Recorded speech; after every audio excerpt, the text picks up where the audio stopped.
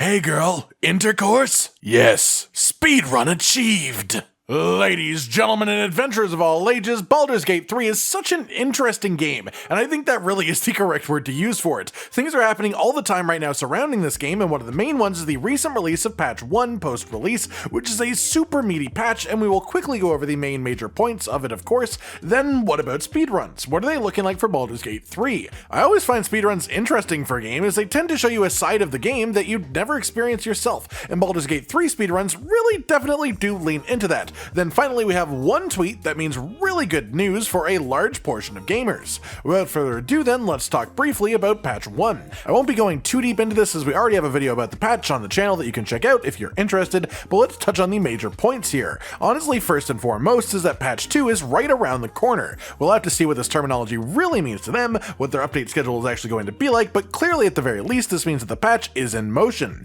They know what they want to do and are working on implementing it. As for actual notes of note then, they fixed crashes related to the Helm of Arcane Acuity item, but also nerfed it, which is sad. Previous to this patch, this helmet would start crashing your game if you got above 23 stacks, which of course was causing issues for people, but was also a really fun thing, because each stack of that buff increases your spell attack and spell save DC by 1, so essentially reaching this number made you an unstoppable spell god, which is just really fun to experience. But now the stacks are capped at 7, so sadly you can't really reach completely unreachable spell save DC anymore, but the crashing is stopped. So a nerf to this really cool helmet, but it also fixes a major performance issue too. Then they made Shadowheart's romance moments, in other words, your moments of unga bunga woo woo woo, more consistent to actually happen, as before the patch Shadowheart would actually break for a lot of people and simply not follow up even after conversations that implied things were about to get steamy. Then we have a cluster regarding Minthara. She no longer references irrelevant topics or passes judgment on companions more than once, and that is just a hilarious patch note honestly to me.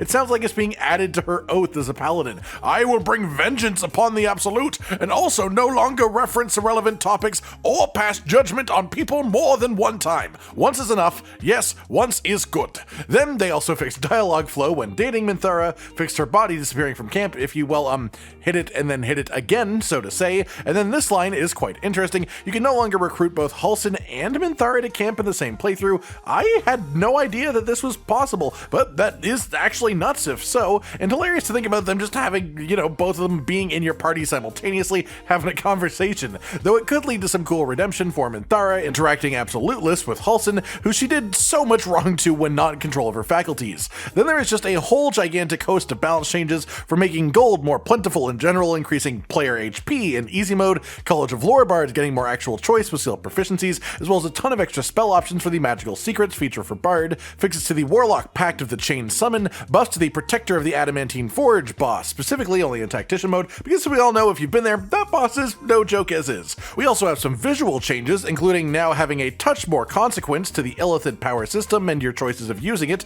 as partial Ceramorphosis will now visually rot your teeth, so that's neat, but it's still a shame that there's no real story consequence to these actions. Then probably the biggest major change is a major buff to Dragonborn as a race, which is great as Dragonborn are really cool looking, but Breath Weapon is typically not great, and that's the majority of the racial features. However, in patch 1, they've actually buffed Breath Weapon to now have it scale with your character level and use Constitution for the saving throw, which makes it an actually properly usable effect now, and that's awesome to me. That covers a lot of the major things going on in the patch then. Check it out for yourself if you want to. There is an absolutely massive amount of changes within it. Those are just some cherry-picked notable ones in my opinion. With that then, I want to spend a little bit of time here talking about speedruns as they relate to Baldurs Gate 3. You may be vaguely aware of it, you may have no idea what speedruns are like for this game, but stick with it because it's pretty wonderful. Of course I'll try to deliver this all with as few spoilers as possible, given what it is as well. Currently the world record speedrun for actually end of game reaching the credits type of thing, no other conditions, is 6 minutes and 29 seconds held by I'm Tail. The strat people are using for this has been the same for a number of days, at least the general concept of it, with some funky alterations made by individual players attempting faster times. The general concept of it is simple though. Gale, our lovely wizard companion, has a bomb in his chest. As you progress, you get slightly greater control control over this bomb. There comes a time at the end of Act 2 where you have the option to use Gale to essentially just kill all of the remaining important bosses in the game in one go. And if you choose to do that, then it counts as a full end of game moment, rolling the credits. But it's not exactly a good guy ending, as it does cause a lot of mind flare problems from all those people with tadpoles instantly transforming. That said, that's the fast strat. It basically lets you skip an entire act, a ton of combat encounters that would be too difficult to do on low level as you avoid combat as much as possible, and the way that this tends to be done is by actually picking Gale as an origin character in character creation, then just grabbing something like Shadowheart along the way to heal you up as you go if necessary, and then just taking the quickest route possible to that end of Act 2 moment. But that's not where speedruns stop for this game. No, there is another equally important world record speedrun category for Baldurs Gate 3, which is, bouncy fun time speedrun, the fastest you can go from character creation to a physical romance with another entity within the game. And if you're wondering why I'm not just saying the word every time that I bring this up, blame YouTube. This, let's call it romance speedrun, is completed in 2 minutes and 13 seconds. And look, that is some serious riz right there, don't get me wrong. 2 minutes and 13 seconds is insanely quick to accomplish this thing that we've apparently all just decided is more important as a speedrun category than the full game playthrough, if viewership is anything to go by at the very least. But I feel the need to point out that it takes more than a third as long to get some booty as it does to turn a man into a nuclear explosion that wipes out half of the frickin' map. But I guess you have to account for the tutorial being the same in both cases, so there is some unskippable time for sure. All that to say, speedrunning sure is an interesting concept in video games, taking something generally made for longevity, especially something that can give you hundreds of hours in a single playthrough like this game, and then completing it in under 6.5 minutes is just crazy. And I don't mean that in a negative way, I just can't comprehend it really. It's inexplicable to me. Then we have the whole other side of the coin where people are still doing their best to master speed, but the speed that they're after is actually just scoring with an angry green lady. It's mesmerizing. And so I really wanted to talk about this with all of you so you could share in my astonishment at this.